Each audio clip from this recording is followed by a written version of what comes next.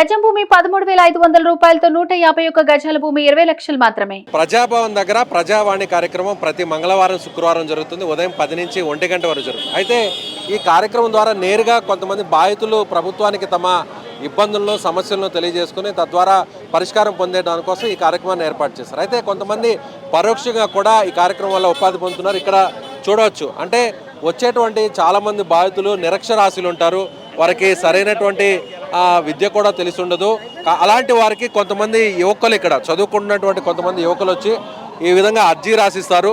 అర్జీ రాసిన ద్వారా వారి సమస్యను తెలుసుకొని ఏ విధంగా ప్రభుత్వానికి అధికారులకు అర్థమయ్యే విధంగా అర్జీని రాస్తారు. ఆ అర్జీ రాసిన దానికి కొంత అమౌంట్ కూడా తీసుకుంటారు. అంటే పేదవాళ్ళ దగ్గర నుంచి 20 రూపాయలు, 30 రూపాయలు, 40 రూపాయలు అలా మనిషిని బట్టి కూడా ఛార్జ్ చేస్తుంటారు. ఈ అర్జీ రాసేటువంటి యువకుడితో ఒకసారి మాట్లాడే ప్రయత్నం చేద్దాం. నమస్తే అండి. సార్ చెప్పండి సార్. ఇలా అర్జీ మీరు పేదవాళ్ళకి అంటే చదువు రాని వాళ్ళకి కొంతవరకు సాయం చేస్తుంటారు. ఇలా ఒక్కొక్కరిని బట్టి అమౌంట్ తీసుకుంటారా ఎట్లా? లేదు సార్, 2-3 కలిపి వస్తారు. వాళ్ళు తోచినంత వాళ్ళు ఇచ్చిపోతారు. నేను కూడా వికలాంగుని, నేను అర్జీ కోసం వచ్చాను. అయితే నేను ఎంతో కొంచెం నేను డీడీ వరకు చదువుకున్నాను, జాబ్ లేదని చెప్పి రేవంత్ రెడ్డి గారికి అప్లికేషన్ పెద్దామని వచ్చాను సార్. అలాగే తెలియని వాళ్ళు వచ్చి రాయమంటే నేను ఎంతో చదువుకున్నాను కాబట్టి రాస్తున్నాను సార్. వాళ్ళతో వచ్చింది నాకు ఇచ్చిపోతారు సార్, అంతే. అంటే ఈయన కూడా వికలాంగుడు, ఈయన కూడా దివ్యాంగుడు. సో ఈయనకు కూడా ఉద్యోగం లేదు. ఈయన కూడా ప్రభుత్వానికి తన సమస్యను వివరించుకునే ప్రయత్నం చేయడానికి వచ్చారు. అయితే చాలామంది నిరక్షరాస్యులు ఇక్కడ ఇబ్బంది పడుతున్నారు కాబట్టి వారికి తాను తోచిన విధంగా కూడా సహాయం చేస్తూ ప్రభుత్వానికి అధికారులకు అర్థమయ్యే విధంగా అర్జీలు రాస్తున్నారు. తోచినంతగా వారు ఇచ్చిపోతున్నారని కూడా ఆయన చెప్తున్నారు. అంటే చాలామందికి చదువు రాదు. వాళ్ళ సమస్యను ఏ విధంగా అధికారులకు ప్రభుత్వానికి విన్నవించుకోవాలో తెలియదు. సో వాళ్ళని వాళ్ళు చెప్పింది మీరు వింటారా సావధానం? ఫస్ట్ వింటాను సార్. ఫస్ట్ విన్నాక వాళ్ళకి అంటే డబుల్ బెడ్రూమ్, ఎక్కువ డబుల్ బెడ్రూమ్ గురించి వచ్చి సార్. ఇంకోటి వృద్ధాప్య పెన్షన్, ఆసరా పెన్షన్ గురించి ఎక్కువ అప్లికేషన్ అయితే నేను కనీసం ఇప్పుడు 20 దాకా రాసిండు సార్. అందులో ఎక్కువగా వృద్ధాప్య పెన్షన్, మెయిన్గా భర్త చనిపోయిన వాళ్ళు డబుల్ బెడ్రూమ్ ఇళ్ళ గురించి సార్. 20-30 సంవత్సరాలు ఉన్నా కూడా ఇక్కడ సొంత ఇల్లు లేకుండా చాలామంది ముస్లింలు వచ్చారు సార్. ముస్లిం వాళ్ళు వచ్చి రాపిచ్చిన్నారు. వాళ్ళకు సొంత ఇల్లు లేవంట సార్. 45 సంవత్సరం నుంచి ఉన్నారు కానీ లేరంట, వాళ్ళకి ఇల్లు లేవంట. ఈ ప్రభుత్వం వాళ్ళకి సహాయపడతాయని చెప్పి వాళ్ళు వచ్చి రాపించుకున్నారు. అంటే ఎంత ఛార్జ్ చేస్తుంటారు మీరు? వాళ్ళ ఇష్టం. నాట్ ఎగ్జాక్ట్లీ ఇంత లేదు, వాళ్ళ ఇష్టం సార్. వాళ్ళ 3 కలిసి ఇంత 100 ఇస్తాము, 3 కలిసి 20 ఇస్తాము, అంతే సార్. ఇప్పటివరకు ఈ రోజు ఎన్ని అర్జీలు రాస్తుంటారు? 20 రాశాను సార్. 20 రాశారు.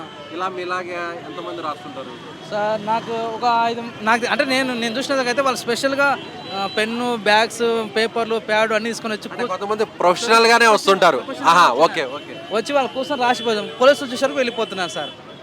అంటే ఆల్రెడీ అర్జీలు రాసిన దానికి కొంతమంది ఇదే పనిలో ఉంటారు. ఒక అక్కడ ఓన్లీ పేపర్స్ పెన్స్ అమ్ముతుంది ఎస్పెషల్గా. ఆమె దాని అంటే వాళ్ళు చిన్న పదిగా ప్రొఫెషన్ చేసుకుంటారు, అంతే సార్. అంటే దీనివల్ల ఒక రకంగా పరోక్షంగా మీకు కూడా కాస్త ఉపాధి దొరుకుతుంది అనుకోవచ్చు. ఉపాధి దొరుకుతుంది సార్. ఒక రోజుగా అంతే సార్. ఏదో తోచిన సాయం చేస్తారు కాబట్టి దొరుకుతుంది. రెండోది అంటే గవర్నమెంటే వాళ్ళ స్పెషల్గా అర్జీలు కూడా బయట రాపిస్తే బెటర్. గవర్నమెంట్ జిహెచ్ఎంసీ వాళ్ళని ఎవరైనా కూర్చోబెట్టి రాయిస్తే చాలా బెటర్ సార్. అంటే ప్రభుత్వమే కొంతమందిని ఎవరైనా అపాయింట్ చేసి వాళ్ళ ప్రజలు వచ్చేటువంటి సమస్యలు తెలుసుకొని అధికారులకు ఏ విధంగా విన్నవించుకోవాలో ఆ ఫార్మేట్లో రాయాలి అంటారు. అంతే సార్, అంతే. మీరు ఈ విధంగా రాయడానికి అంటే మీరు ఇబ్బంది పడుతున్నారు కాబట్టి మీలాగా ఇంకెవరు ఇబ్బంది పడకూడదని మీరే స్వచ్ఛందంగా వచ్చి ఇలా చేస్తారు. స్వచ్ఛందంగా అంటే దీనిలో కూడా నాకు ఎంతో కొంత అంతే సార్. వాస్తవం సార్, ఇది ఉన్న వాస్తవం. తను ఏం పేరు? మీ పేరు? రమేష్ కుమార్ సార్. రమేష్ కుమార్. నేను ఒక వికలాంగుడు. ఈయన అర్జీ ఇవ్వడానికి వచ్చారు, తనకు సహాయం చేయాలని ప్రభుత్వం దగ్గరికి విన్నవించుకోవడానికి వచ్చారు. అయితే చాలామంది నిరక్షరాస్యులు ఎవరు కూడా అర్జీ రాయడం ఏందో తెలియక ఇబ్బంది పడుతున్న విషయాన్ని తెలుసుకొని గ్రహించి నేను కూడా చేతనంత సాయం చేద్దాం అనేటువంటి ఉద్దేశంతో చదువురాని వారికి అర్జీలు రాస్తున్నాను. అయితే వారికి తోచిన విధంగా కొంతమంది 10 రూపాయలు, 20 రూపాయలు, కొంతమంది 30 రూపాయలు ఇలా ఇస్తూ పోతున్నారు. ఎక్కువ మంది డబుల్ బెడ్రూము అలాగే ఆసరా పింఛన్ల కోసం వచ్చేవారి సంఖ్య ఉందని చెప్తున్నారు. అయితే ఈయన చెప్పిన దాన్ని బట్టి ప్రభుత్వం కూడా కొంతమంది జిహెచ్ఎంసీకి సంబంధించినటువంటి కొంతమంది ఉద్యోగుల్ని ఈ విధంగా అపాయింట్ చేసి చదువురాని వారికి అవసరమైన అంటే ప్రభుత్వానికి ఏ ఫార్మేట్లో అర్జీ ఇవ్వాలో ఆ ఫార్మేట్లో అర్జీ రాసే విధంగా కూడా కొంతమంది వాలంటీర్స్ని ఏర్పాటు చేయాలని కూడా ఈయన కోరుతున్నారు. కెమెరామెన్ నరేష్తో విజయ్, సుమన్ టీవీ, ప్రజాభవన్, హైదరాబాద్ నుంచి.